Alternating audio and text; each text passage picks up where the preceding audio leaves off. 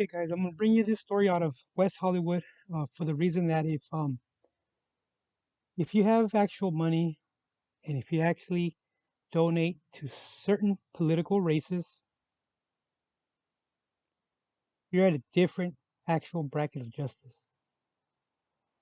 Justice from actually being prosecuted against an individual who actually has that type of actual, basically power, right? So a West Hollywood man found guilty of drug trafficking charges, including giving meth to two victims who died. Okay, so this actual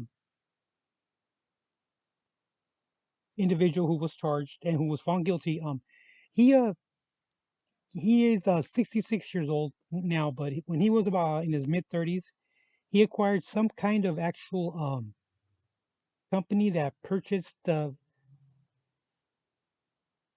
that actually provided driving records for liability insurances, and he had bought the company and he had made millions, some sort like that, some sort of investment like that. So he was a young 35-year-old, and he pursued a couple of races in his throughout his life for to run for political office, and he actually engaged in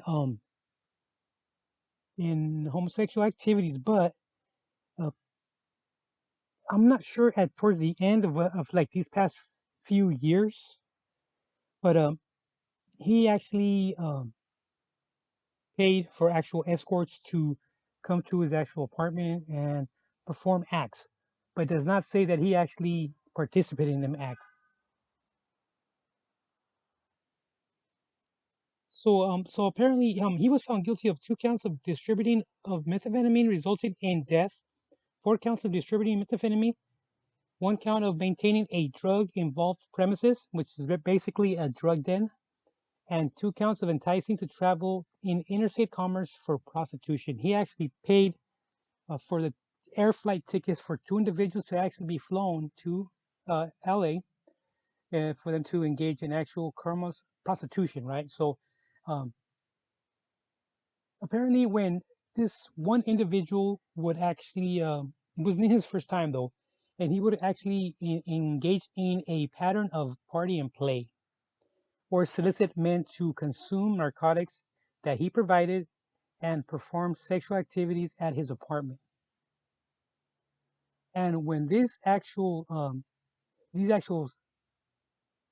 sessions happened, which was a party and play, uh, he distributed drugs, including meth, and in some instances with injected victims with drugs intravenously in a practice known as slamming. And he also solicited through social media platforms, dating sites, and escort websites, or he actually would have other victims actually refer people to his actual fetish, right?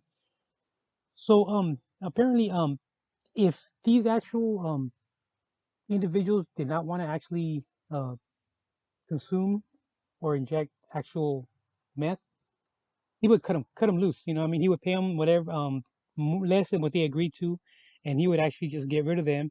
And in some instances, he would actually force the actual syringe to unwilling people that were unconscious, and he would actually slam them without even them having the consent or even having the know-how or was actually having that done to them. You know, and according to the EMS reports, when they found the first victim that he had overdosed through slamming, they had noticed in the actual room uh, there was syringes, there was all kinds of drug paraphernalia, baggies with white powder and straws with white powder. So basically, he didn't even bother actually picking up the actual evidence before the EMS showed up. You know, I mean, he didn't even try hiding that. And let me tell you something right now: if they were to find that in yours or my house, oh, we'd be going for a ride that night. There wouldn't be no just call it an overdose and then let's call it a night. Nah, nah.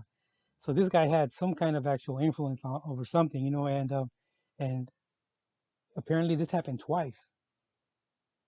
and with the actual families of these actual victims calling for justice and calling this actual individual out and and accusing him for what it was, accusing him for what it was, and the police didn't see it that way, and not until an actual third and fourth person actually had to receive medical aid, and the last two they actually revived them and back into conscious because they actually received medical attention at the right time, and they kept calling out until finally it was too much for it to be just brushed aside, and they actually had to take action. They had to conduct an arrest, and and he's looking at a minimum of 20 years, because there was a death actually conducted, two deaths actually. So he's looking at minimum 20 years, and so he'll never get out. He'll never get out. But still, it's still, if that were anybody else, if we with just one syringe with any kind of residue on it, yeah, you ain't walking away from that. And apparently he did it twice. So you know, you can see him. If you look up on the internet, you can see him with actual high-level politicians. Uh, Pictures of him with high-level politicians. So that tells you, that he actually did donate quite a chunk of change to these actual political races, and he thought he actually could get away with it, and he wasn't even cool about it, man. He was actually, like a bully regarding, not to call him a jerk or anything, but he actually, he just tried to force his fetishes, and according to one, and apparently according to one of the actual victims that actually died, um, when you actually slam meth, it burns a lot. He said it burns a lot, and but this just kind of burning you get used to, something like that, something in them words like that, and that's sad, and for the person not to be actually be willing to actually ingest that and be forced upon, that's creepy too. Okay, guys, don't forget to like, subscribe.